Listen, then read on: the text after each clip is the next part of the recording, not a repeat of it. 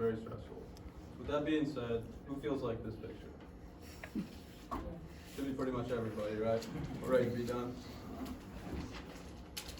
So as college students, we're under a lot of stress, whether that be from school, work, dealing with friends and family, or juggling financial burdens.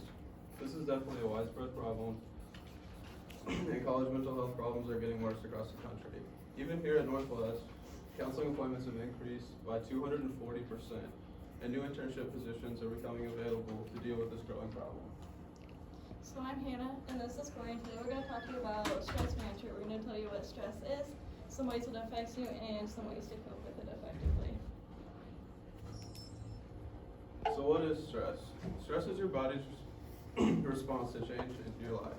These are things like graduating college, marriage, which trust me, I'm going through wedding planning right now, very stressful. Divorce, which hopefully I don't go through after planning this wedding.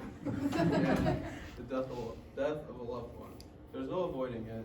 So this is why your goal shouldn't be to eliminate all stress, but to eliminate unnecessary stress and learn how to effectively manage it. So I'm going to talk to you. There's about 2 different types of stress that it's typically categorized in. As you can see in this picture, there's eustress.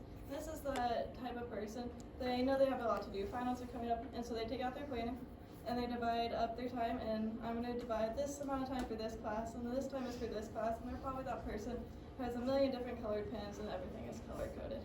That's usually someone who experiences eustress. It's a little bit more positive type of stress. It's a type of stress that energizes you to get things done. It is usually a little bit more short term. It's not a chronic stress.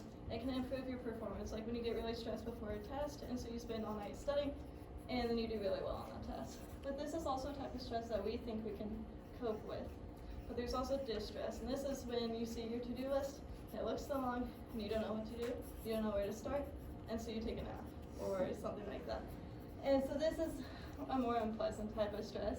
It takes away your energy, and it can be short-term, but it also might be a more chronic type of stress. It decreases your overall performance. It's like when you get really nervous before a presentation, and then you just stumble over your words the entire time.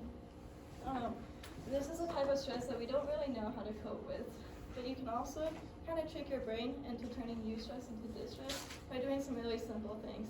One of them I really like to do is go clean my room, because you can see like the end product, you can see that you've done something, and your mind understands that it's been productive.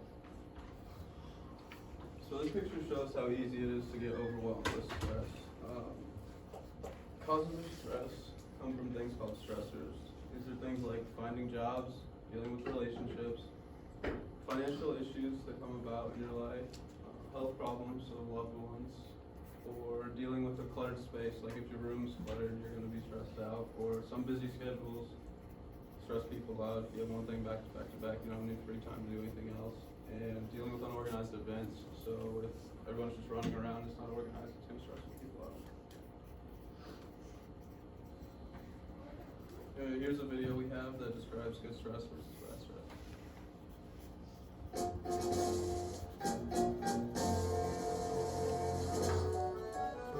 Stress is a part of life, and it's not always a bad part of life. Most of us enjoy good stress in small doses, like roller coasters, watching sports, or even a scary movie. That's the kind of stress that keeps us young and on our toes. Then there's bad stress, or worse, chronic stress. Negative stress isn't just in your head. It can affect us both mentally and physically. Stress hormones in the body for extended periods of time can physically age our cells. So when you're stressed at work or home, your cells look and act older, making you look older and even impacting your immune system. Not only does it add years to your appearance, it can also affect your memory, making brain cells shrink permanently. Even short-term stress can make it hard for you to remember simple things. The good news is, you can manage stress now to prevent more damage to your body and mind tomorrow. Stress management is a skill that can be learned. Check out Blue KC's Tips to Manage Stress video for ways to beat stress for a longer, healthier, and happier life.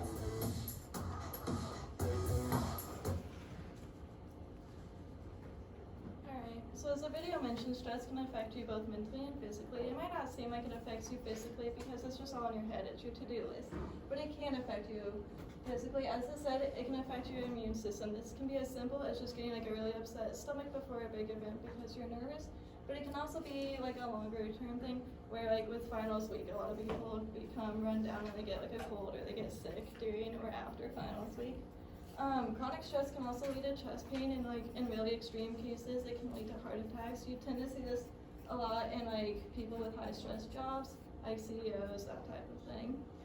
It can also affect your sleep. You might not be sleeping as much, and so you're just feeling even more run down, which again affects your immune system. And so it all kind of ties together, and it's kind of like a cycle thing.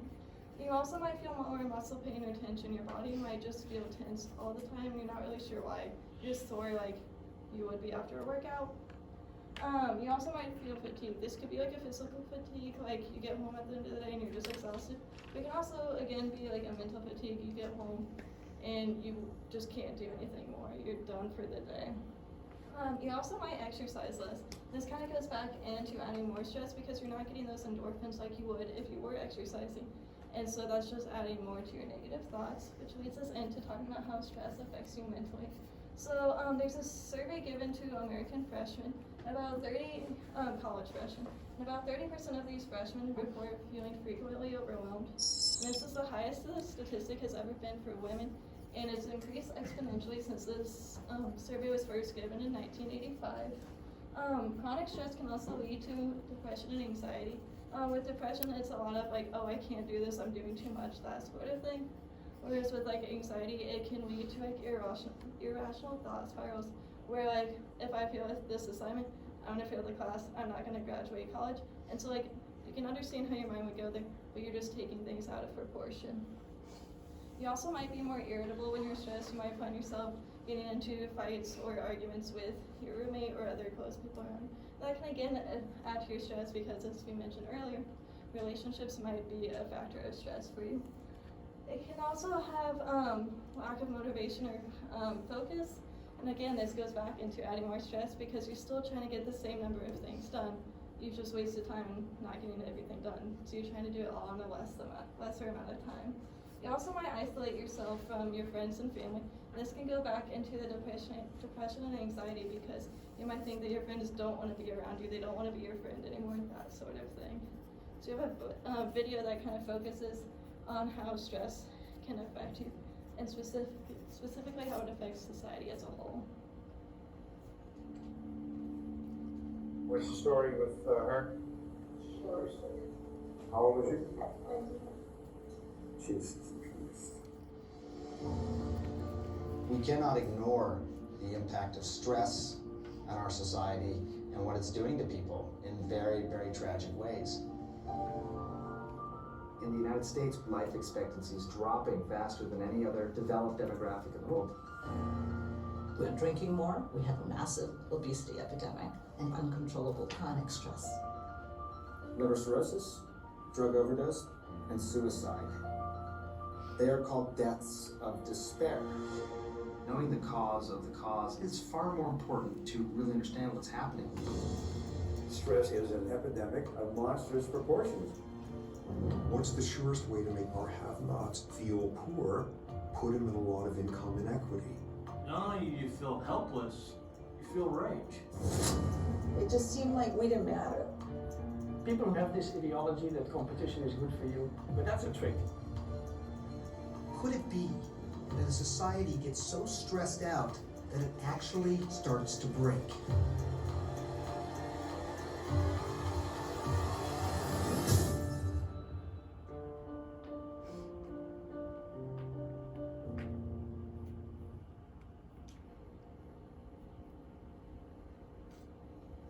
So now that we've kind of overwhelmed you with what stress is, Corey's going to talk to you about some ways to manage your stress. So we kind of broke down ways to relieve stress into 3 categories, and we tried to relate it to this presentation by looking at students and then looking at in the workplace.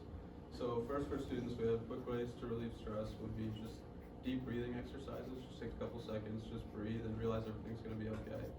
We also have playing games on your phone, which just play a mind-numbing game, take your mind off of everything for a couple seconds. The next way is to form stress relieving habits. These are things like exercise or meditate, which I think the later group's going to talk more about. Eliminating stress when possible. So this could be like an exam score. Like if you get a bad grade on a test, just breathe and realize it's going to be okay. There's nothing you can do to change it now. Just do better on the next one. So now looking at the workplace, we have kind of three main categories again. So quick stress relievers are just walk away or take a break. If something's stressing you out at work and you have a second, just walk away, just take a break. Do what you gotta do. Form stress relieving habits. Again, this would be like meditation, or if the job's just bad enough, just look for a new job. There's plenty of jobs out there. You can find another one that's not gonna make you stressed all the time. And finally, eliminate stress when possible. The big thing here is just don't take your work home with you. Your family doesn't want to deal with the stress of you from work. Just leave it at work. Don't bring it home. But most importantly, just find a stress reliever that's best for you. What stresses someone else out might not be a big deal to you, and what is a big deal for you might not stress someone else out. Stress relievers aren't the same for everyone, and identifying what a reliever for you and your loved one is critical when it comes to stress management. So we also wanted to talk about how some really successful people handle their stress, because we all want to be successful. So we looked at Bill Gates, and Bill Gates essentially it boils down to keeping it simple. He says that the ability to boil things down, to work on things that really count, to think through the basics, it's a special form of genius. And I thought this was interesting because it is simple. We get overwhelmed with stress and we just don't know where to begin it. We've made everything so complicated, so if you boil it down and you take one small step, then you can keep going from there. Steve Jobs, it essentially is like a sort of meditation.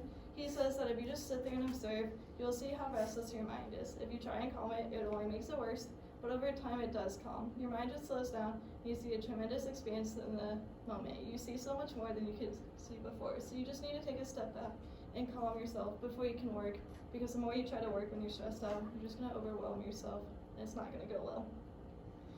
Jeff Bezos, essentially it says take action. A lot of us get stressed and overwhelmed and we don't do anything. We sit there and we think about everything we have to do and we still don't do anything. So he says take action. Stress primarily comes from not taking action over something that you have some control over. He says that as soon as he identifies his stress, he likes to take action. He likes to make the first phone call, send the first email, and that lessens the stress. It's like Corey said, if you got a bad exam score, you can't change that score. But if there's like an extra credit assignment or something like that you can do, email the teacher and ask about that, or go ahead and do the assignment, and that should help a lot. So basically to conclude, we discussed what stress is, some common stressors, how it affects you, and ways to manage it. Does anybody have any questions?